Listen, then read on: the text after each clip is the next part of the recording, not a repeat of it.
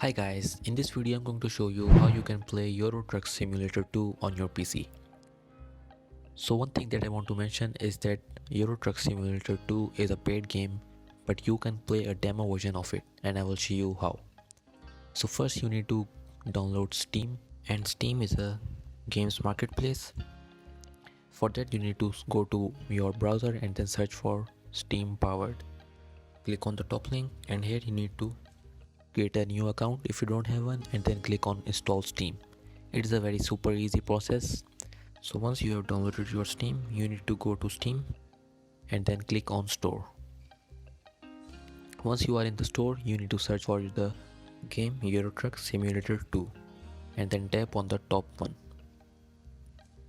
Once you are there, when you scroll down, you can see that you can play the demo for free.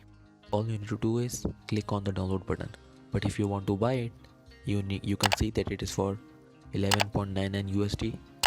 If you want to buy, click on add to cart, and when you add to cart, it will take you to a payment method.